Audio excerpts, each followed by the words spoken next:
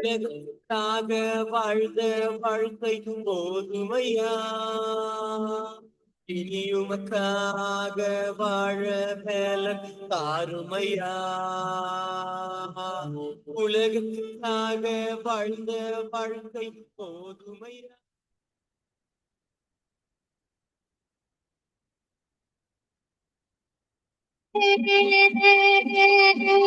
ஒரு வார்த்தை இருந்தது, அந்த வார்த்தை தேவன்தானே, அந்த வார்த்தை தேவன்தானே.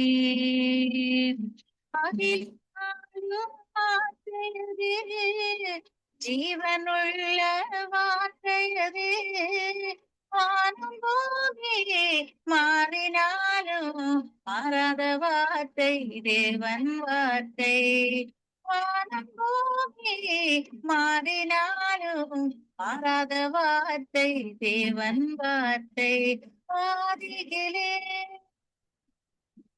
ஒரு வார்த்தை இருந்தது, அந்த வார்த்தை தேவன்தானே, அந்த வார்த்தை தேவன்தானே, அந்த வார்த்தை தேவன்தானே.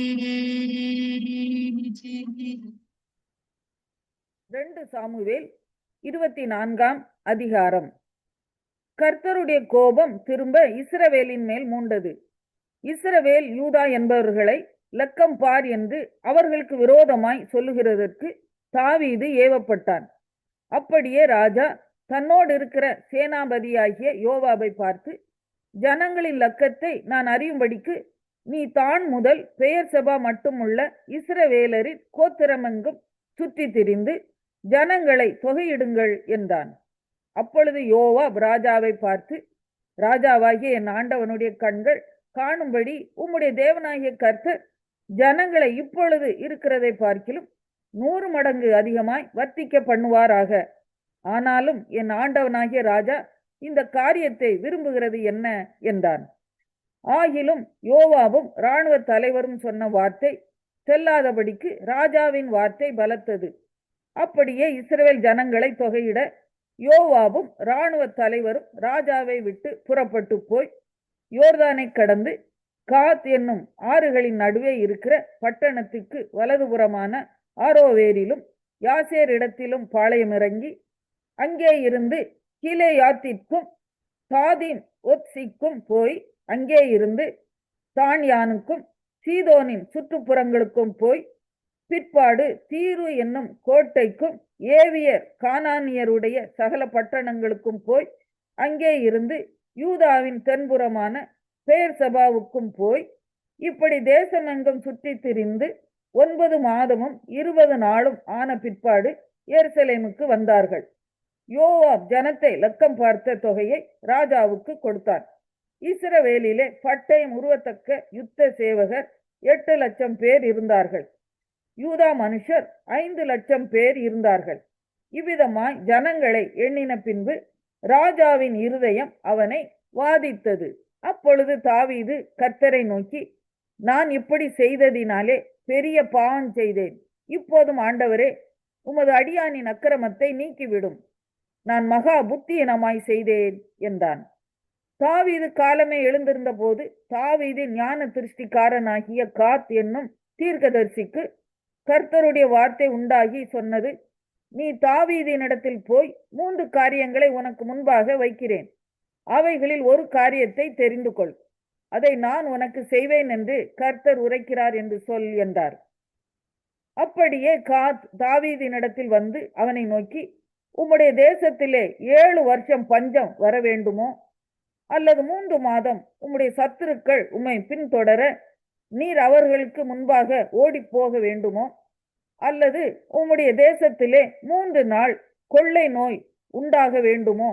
இப்போதும் என்னை அனுப்பினவருக்கு நான் என்ன மறு உத்தரவு கொண்டு போக வேண்டும் என்பதை நீர் யோசித்து பாரும் என்று சொன்னான். அப்பொழுது தாவீது காத்தை நோக்கி, கொடிய இடுக்கணில் அகப்பட்டு இருக்கிறேன். இப்போது நாம் கர்த்தருடைய கையிலே விழுவோமாக. அவருடைய இரக்கங்கள் மகா பெரியது. மனுஷர் கையிலே விழாதிருப்பேனாக என்றான். அப்பொழுது கர்த்தர் இஸ்ரவேலிலே அன்று காலமே தொடங்கி குறித்த காலம் வரைக்கும் கொள்ளை நோயை வரப்பண்ணினார். அதனால் தான் முதல் பேர்சபா மட்டுமுள்ள ஜனங்களில் 70,000 பேர் செத்து போனார்கள். தேவதூதன் எருசலேமை அழிக்க தன் கையை அதன் மேல் நீட்டின போது கர்த்தர் அந்த தீங்குக்கு மனஸ்தாபப்பட்டு ஜனங்களை சங்கரிக்கிற தூதனை நோக்கி, போதும், இப்போது உன் கையை நிறுத்து என்றார். அந்த வேளையில் கர்த்தருடைய தூதன் எபூசியனாகிய அர்வனாவின் போரடிக்கிற களத்திற்கு நேரே இருந்தான். ஜனத்தை உபாதிக்கிற தூதனை தாவீது கண்டபோது அவன் கர்த்தரை நோக்கி, இதோ நான் தான் பாவம் செய்தேன், நான் தான் அக்கிரமம் பண்ணினேன். இந்த ஆடுகள் என்ன செய்தது? உம்முடைய கை எனக்கும் என் தகப்பன் வீட்டுக்கும் விரோதமாய் இருப்பதாக என்று விண்ணப்பம் பண்ணினான். அன்றைய தினம் காத் என்பவன் தாவீதினிடத்தில் வந்து அவனை நோக்கி, நீர் போய் எபூசியனாகிய அர்வனாவின் களத்திலே கர்த்தருக்கு ஒரு பலிபீடத்தை உண்டாக்கும் என்றான். காத்துடைய வார்த்தையின்படியே தாவீது கர்த்தர் கற்பித்த பிரகாரமாக போனான்.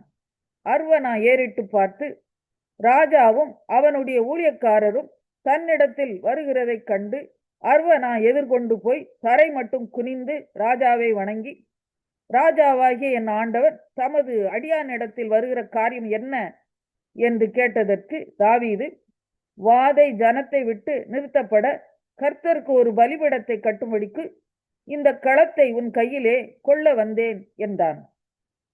அர்வனா தாவீதை பார்த்து, ராஜாவாகிய என் ஆண்டவன் இதை வாங்கிக் கொண்டு தம்முடைய பார்வைக்கு நலமானபடி பலியிடுவாராக.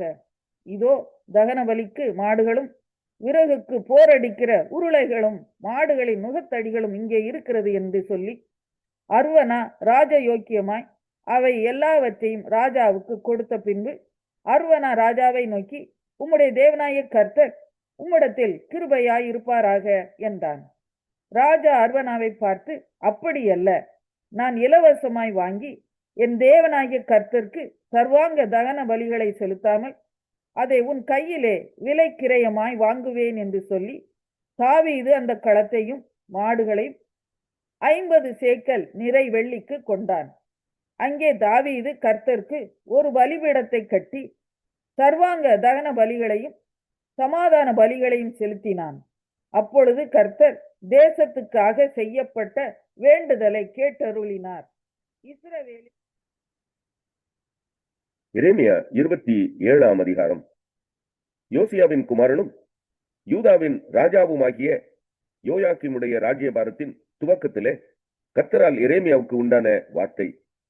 கர்த்தர் என்னை நோக்கி, நீ உனக்கு கயிறுகளையும் நுகங்களையும் உண்டு பண்ணி அவைகளை உன் கழுத்திலே பூட்டிக் கொண்டு அவைகளை எருசலேமுக்கு சிதேக்கியா ராஜாவினிடத்தில் வரும் ஸ்தானாபதிகள் கையிலே ஏதோமின் ராஜாவுக்கும் மோவாபின் ராஜாவுக்கும் அம்மோன் புத்திரரின் ராஜாவுக்கும் தீருவின் ராஜாவுக்கும் சீதோனின் ராஜாவுக்கும் அனுப்பி அவர்கள் தங்கள் எஜமான்களுக்கு சொல்லும்படி கற்பிக்க வேண்டும் என்று இஸ்ரவேலின் தேவனாகிய சேனைகளின் கர்த்தர் உரைக்கிறது என்னவென்றால், நான் பூமியையும் மனுஷனையும் பூமியின் மேலுள்ள மிருக ஜீவன்களையும் என் மகா பலத்தினாலும் ஓங்கிய என் புயத்தினாலும் உண்டாக்கினேன். எனக்கு இஷ்டமானவனுக்கு அதை கொடுக்கிறேன். இப்பொழுதும் நான் இந்த தேசங்களை எல்லாம் என் ஊழியக்காரனாகிய நேபுகாத் நேசார் என்கிற பாபிலோன் ராஜாவின் கையிலே கொடுத்தேன். அவனுக்கு ஊழியம் செய்யும்படி வெளியின் மிருக ஜீவன்களையும் கொடுத்தேன். அவனுடைய தேசத்துக்கு காலம் வருகையில் சகல ஜாதிகளும் அவனையும் அவனுடைய புத்திர பௌத்திரரையும் சேவிப்பார்கள். அதன் பின்பு அநேக ஜாதிகளும் பெரிய ராஜாக்களும் அவனை அடிமை கொள்வார்கள். எந்த ஜாதியாவது எந்த ராஜ்யமாவது பாபிலோன் ராஜாவாகிய நேபுகாத் நேசார் என்பவனை சேவியாமலும் தன் கழுத்தை பாபிலோன் ராஜாவின் நுகத்துக்கு கீழ்ப்படுத்தாமலும் போனால் அந்த ஜாதியை நான் அவன் கையாலே நிர்மூலமாக்கும் அளவும் பட்டயத்தாலும் பஞ்சத்தாலும் கொள்ளை நோயாலும் தண்டிப்பேன் என்று கர்த்தர் சொல்லுகிறார். பாபிலோன் ராஜாவை நீங்கள் சேவிப்பதில்லை என்று உங்களுக்கு சொல்லுகிற உங்கள் தீர்க்கதரிசிகளுக்கும் உங்கள் குறிகாரருக்கும் உங்கள் சொப்பனக்காரருக்கும் உங்கள் நாட்பார்க்கிறவர்களுக்கும் உங்கள் சூனியக்காரருக்கும் நீங்கள் செவிகொடாதிருங்கள். நான் உங்களை உங்கள் தேசத்திலிருந்து தூரப்படுத்துகிறதற்கும் உங்களை துரத்தி விடுகிறதற்கும் நீங்கள் அழிகிறதற்குமாக அவர்கள் உங்களுக்கு பொய்யான தீர்க்க தரிசனம் சொல்லுகிறார்கள். ஆனாலும் எந்த ஜாதி தன் கழுத்தை பாபிலோன் ராஜாவின் நுகத்துக்கு கீழ்ப்படுத்தி அவனை சேவிக்குமோ அந்த ஜாதியை தன் தேசத்தை பயிரிட்டு அதிலே குடியிருந்து தாபரிக்க பண்ணுவேன் என்று கர்த்தர் சொல்லுகிறார். இந்த எல்லா வார்த்தைகளின்படியே நான் யூதாவின் ராஜாவாகிய சிதேக்கியாவோடு பேசி உங்கள் கழுத்தை பாபிலோன் ராஜாவின் நுகத்துக்கு கீழ்ப்படுத்தி அவனையும் அவன் ஜனத்தையும் சேவியுங்கள், அப்பொழுது பிழைப்பீர்கள். பாபிலோன் ராஜாவை சேவியாமற் போகிற ஜாதிக்கு விரோதமாக கர்த்தர் சொன்னதின்படியே நீயும் உன் ஜனமும் பட்டயத்தாலும் பஞ்சத்தாலும் கொள்ளை நோயாலும் சாவானேன். நீங்கள் பாபிலோன் ராஜாவை சேவிப்பதில்லை என்று உங்களுடனே சொல்லுகிற தீர்க்கதரிசிகளின் வார்த்தைகளை கேளாதிருங்கள். அவர்கள் உங்களுக்கு பொய்யான தீர்க்க தரிசனம் சொல்லுகிறார்கள். நான் அவர்களை அனுப்பினதில்லை. நான் உங்களை துரத்தி விடுகிறதற்கும் நீங்களும் உங்களுக்கு தீர்க்க தரிசனம் சொல்லுகிற தீர்க்கதரிசிகளும் அழிந்து போகிறதற்கும் அல்லவோ இவர்கள் என் நாமத்தை சொல்லி பொய்யான தீர்க்க தரிசனம் உரைக்கிறார்கள் என்று கர்த்தர் சொல்லுகிறார் என்றேன். மேலும் நான் ஆசாரியரையும் இந்த எல்லா ஜனங்களையும் நோக்கி, இதோ கர்த்தருடைய ஆலயத்தின் பணிமுட்டுகள் இப்பொழுது சீக்கிரத்திலே பாபிலோனிலிருந்து திரும்பி கொண்டு வரப்படும் என்று உங்களுக்கு தீர்க்க தரிசனம் சொல்லுகிற உங்களுடைய தீர்க்கதரிசிகளின் வார்த்தைகளை கேளாதிருங்கள் என்று கர்த்தர் சொல்லுகிறார். அவர்கள் உங்களுக்கு பொய்யான தீர்க்க தரிசனம் சொல்லுகிறார்கள். அவர்களுக்கு செவி கொடாதிருங்கள். பாபிலோன் ராஜாவை சேவியுங்கள், அப்பொழுது பிழைப்பீர்கள். இந்த நகரம் பாழாய் போக வேண்டியதென்ன? அல்லது அவர்கள் தீர்க்கதரிசிகளாயிருந்து அவர்களிடத்திலே கர்த்தருடைய வார்த்தை இருந்தால் கர்த்தருடைய ஆலயத்திலும் யூதா ராஜாவின் அரமனையிலும் எருசலேமிலும் மீதியான பணிமுட்டுகள் பாபிலோனுக்கு போகாதபடிக்கு அவர்கள் சேனைகளின் கர்த்தரை நோக்கி மன்றாடட்டுமே. பாபிலோன் ராஜாவாகிய நேபுகாத் நேசர் யோயாக்கீமின் குமாரனாகிய எகோனியா என்னும் யூதாவின் ராஜாவையும் யூதாவிலும் எருசலேமிலும் இருந்த பெரியோர் அனைவரையும் எருசலேமிலிருந்து பாபிலோனுக்கு சிறைப்பிடித்துக் கொண்டு போகையில் எடுக்காமல் விட்ட சகல தூண்களையும் கடல் தொட்டியையும் ஆதாரங்களையும் இந்த நகரத்தில் மீதியான மற்ற பணிமுட்டுகளையும் குறித்து சேனைகளின் கர்த்தர் சொல்லுகிறது என்னவென்றால், கர்த்தருடைய ஆலயத்திலும் யூதா ராஜாவின் அரமனையிலும் எருசலேமிலும் மீதியான அந்த பணிமுட்டுகள் பாபிலோனுக்கு கொண்டு போகப்படும் என்று இஸ்ரவேலின் தேவனாகிய சேனைகளின் கர்த்தர் சொல்லுகிறார். நான் அவைகளை விசாரிக்கும் நாள் வரைக்கும் அவைகள் அங்கே இருக்கும். பின்பு அவைகளை திரும்ப இந்த ஸ்தலத்துக்கு கொண்டு வர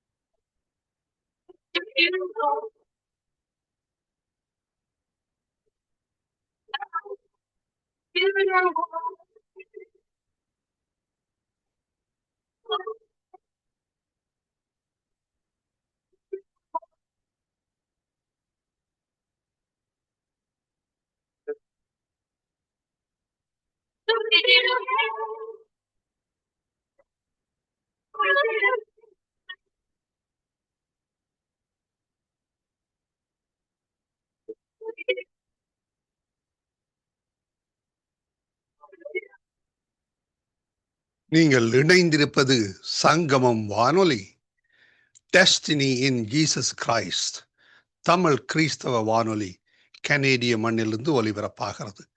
மார்க்கு 16:15, மத்தேயு 24:14 வசனத்தின்படி இயேசு சீசர்களை நோக்கி, நீங்கள் உலகெங்கும் போய் சர்வ சிருஷ்டிக்கும் சுவிசேஷத்தை பிரசங்கியுங்கள். ராஜ்யத்தினுடைய இந்த சுவிசேஷம் பூலோகமெங்குமுள்ள சகல யாதிகளுக்கும் சாட்சியாக பிரசங்கப்படும். அப்பொழுது முடிவு வரும் என்ற வசனத்தின்படி ஆத்துமாக்களை பரலோகத்தில் சங்கமிக்கும் வானொலி சங்கமம், சங்கமம், சங்கமம்.